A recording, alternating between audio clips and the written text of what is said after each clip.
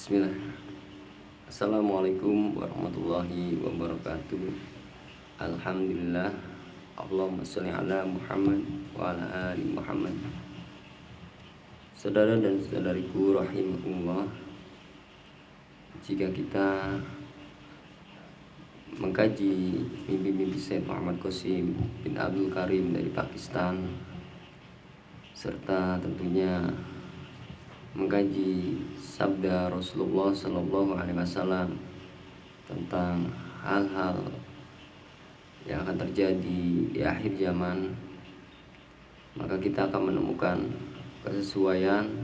Dan dengan memperhatikan mimpi Syekh Muhammad Qasim bin Abdul Karim, kita juga akan mendapatkan gambaran-gambaran urutan proses serta adanya dugaan atau gambaran tentang waktu dekatnya kejadian-kejadian besar itu, yang tentunya membuat kita harus lebih mempersiapkan diri.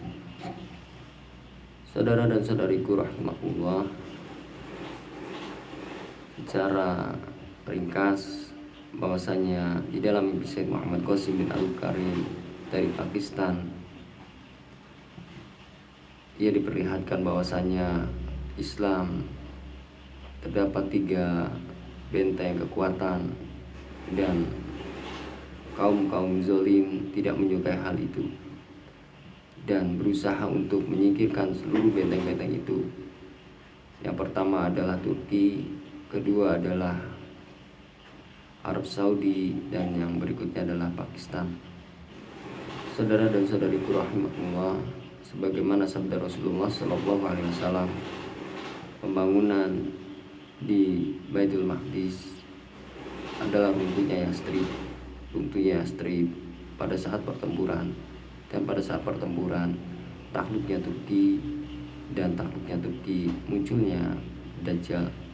Saudara dan saudariku rahimahullah, sebagaimana jika kita mempelajari mimpi-mimpi Syekh Muhammad Qasim, kita juga mendapatkan informasi yang detail, yakni benarkah apa yang dimaksud dengan pembangunan itu di Baitul Maqdis.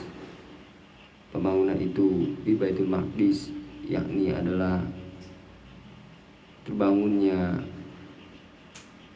bangunan Tempel Solomon, atau yang dimaksud adalah Kuil Dajjal. Dan pembangunan itu di dalam mimpi Syekh Muhammad Qasim berhasil dilakukan, sebagaimana firman Allah di dalam surat Al-Isra, bahwasanya Bani Israel akan diberikan kekuasaan, dan dengan itu mereka berbuat kezaliman kembali, dan Allah mengalahkannya, menyuramkan wajah-wajah mereka. Dan di dalam manuskrip juga dijelaskan bahwasanya tanda-tanda kemunculan Al-Mahdi yakni runtuhnya Madinah,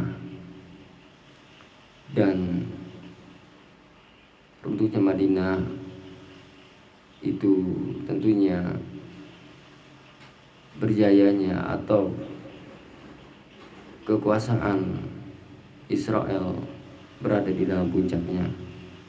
Israel dalam puncak kejayaannya menguasai Al-Quds dan Madinah, kota yang disucikan.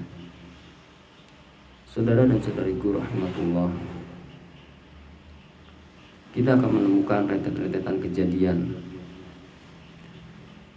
di mana pada saat Turki diruntuhkan, Israel berusaha untuk membuat bangunan, dan bangunan itu terjadi. Di sisi lain, India akan menyerang Pakistan, dan Pakistan pada awalnya mengalami kekalahan, tetapi akhirnya Pakistan mendapatkan pertolongan Allah dan dimenangkan. pada saat Pakistan diserang oleh India, kita mendapatkan informasi bahwasanya adanya gempa-gempa, dan sebagaimana sabda Rasulullah SAW, bila melihat suksesi kekhalifahan di bumi yang disucikan, maka perkara-perkara besar, gempa-gempa, serta dekatnya kiamat itu lebih dekat. Untuk itu, sebagaimana dalam mimpi Syekh Muhammad Qasim bin Abdul Karim, saat India menyerang, terjadinya gempa-gempa, kekacauan di berbagai negara. Saudara dan saudariku rahimakumullah, kita pun mendapatkan sinyal, isyarat bahwasanya di dalam mimpi Syekh Muhammad Qasim tentang tentara Pakistan yang diracuni, dan ternyata racun itu adalah untuk melemahkan tentara-tentara Pakistan, dan itu berupa minyak, bahan bakar. Berarti di sini juga kita mendapatkan informasi bahwasanya kelangkaan atau harga minyak yang tinggi akan menyebabkan kesulitan-kesulitan. Tak hanya itu, emas akan menjadi berlaku. Uang-uang kita hendaknya dikonversikan dalam bentuk-bentuk emas. Saudara dan saudariku rahimakumullah, dalam saat mimpi-mimpi Syekh Muhammad Qasim juga kita mendapatkan informasi bahwasanya bila setelah Israel menjadi atau terbukti telah membuat bangunan itu, maka kondisi Timur Tengah hingga Mesir akan menjadi kekacauan besar, huru-hara yang besar, dan tentunya ini juga akan berdampak kepada negeri-negeri lainnya. Saudara dan saudariku rahimahullah, untuk itu hendaknya kita menjadi hamba yang siap, yang memperhatikan hal ini. Rasul mengingatkan kita tentang kiamat tidak akan terjadi sebelum 10 tanda besar itu muncul. Di antaranya adalah pembenaman bumi di bagian timur, di bagian barat, di Jazirah Arab. Salah satu ciri dari kemunculan Al-Mahdi adalah ditandai dengan pembenaman bumi di Jazirah Arab. Kemunculan Al-Mahdi di Madinah untuk dibaiat adalah adanya pembenaman bumi di Jazirah Arab, di padang pasir Madinah. Maka jika isyarat di dalam mimpi Syekh Muhammad Qasim bin Abdul Karim bahwasanya pembaiatan itu terjadi di tahun setelah keruntuhan Madinah, dan kita menduga bahwa keruntuhan Madinah itu tahun 2024 atau tahun 2025, maka setelah tahun itu akan adanya pembaiatan, dan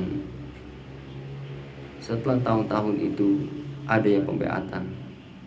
Di dalam mimpi Syekh Muhammad Qasim yang berkesesuaian dengan sabda Rasul Atsar, sahabat yang Atsar ini sahih bahwa Al-Mahdi akan memimpin umat ini di usia ke-52 atau 51 atau 52 tahun. Maka kecocokan di dalam mimpi Syekh Muhammad Qasim bin Abdul Karim bahwa ia di tahun 2015. Pada saat itu ia bermimpi bahwasanya 13 tahun ke depan Allah menjanjikan, merealisasikan janji-janjinya kepada Sayyid Muhammad Qasim bin Abdul Karim. Jika kita hitung, maka usia beliau pada saat itu adalah 52 tahun.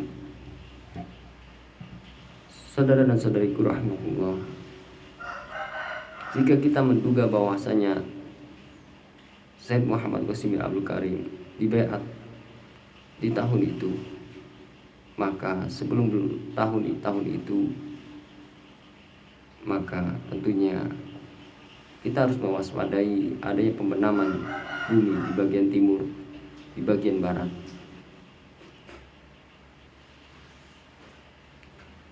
Saudara dan saudariku rahmatullah, tentunya gempa-gempa besar juga harus kita waspadai. Di dalam mimpi Syekh Muhammad Qasim, pada saat India menyerang Pakistan, di dalam mimpinya adanya gempa-gempa yang terjadi, dan hendaknya kita memperhatikan hal itu, memperhatikan semua itu, tentunya dengan kesiapan dan persiapan. Semoga kita menjadi hamba-hamba yang dimudahkan mendapatkan pertolongan Allah, baik di dalam kehidupan di dunia ini, terlebih di dalam kehidupan di akhirat. Assalamualaikum warahmatullahi wabarakatuh.